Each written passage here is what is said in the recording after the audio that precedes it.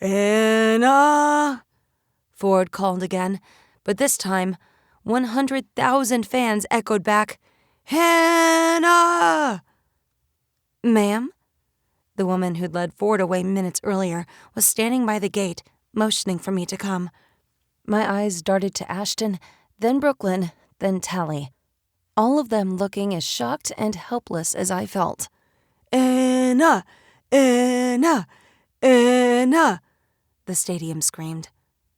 I don't think you have a choice, Brooklyn yelled over the buzz. You're at least 3 million views on TikTok either way. She gave me a little shove. Go! 1 foot in front of the other, I went. Because she was right. I was going viral either way. The question was if I was going to be a poised, put-together viral video or a laughingstock.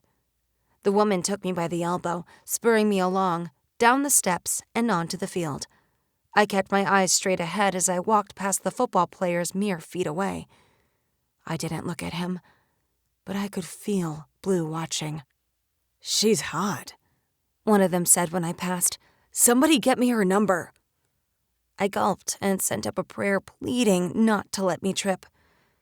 As I came toward him, Ford beamed, so proud of himself. I tried to glare him to death, but then I noticed a camera filming every micro-twitch in my expression. 10 feet from Ford, the woman finally let go of me. Ford pulled me into a showy hug like we hadn't seen each other in a year, and not like we'd just been sitting together 4 minutes ago. The entire stadium let out a collective, "Aww." I put a hand over the mic Ford was holding and hissed, I'm gonna kill you when this is over.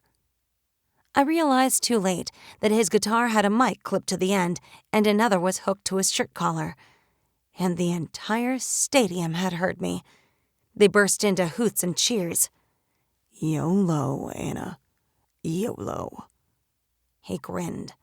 My hands were convulsing, and I was about to start sobbing right there in front of everyone. He must have noticed, because he pulled me against him. No worries. You got this. You sang it beautifully in the car. Another collective sigh. Then he smiled up at the crowd. Y'all, not only is she gorgeous, but she has an amazing voice, too. Just wait.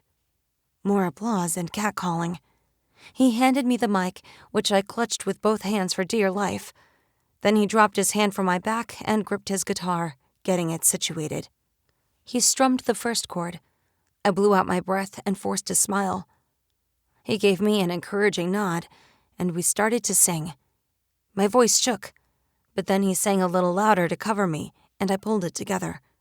As the song went on, one note after the other, one word at a time, my voice got stronger.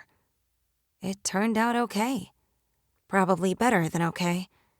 I'd been in choir all through high school. I could sing, but it wasn't Ford-level singing. It wasn't make women cry or make men request your song on the radio when they're in the doghouse level singing. Still, from the cheers and the crowd joining in on the chorus, it was passable. The second it was over, I took a step forward, trying to get myself the heck out of there, but Ford grabbed me by the elbow. Hold up, we gotta do one more thing. I exhaled, eyes on the ground, at least grateful the singing was over. But then Ford whispered in my ear, Well, looky there.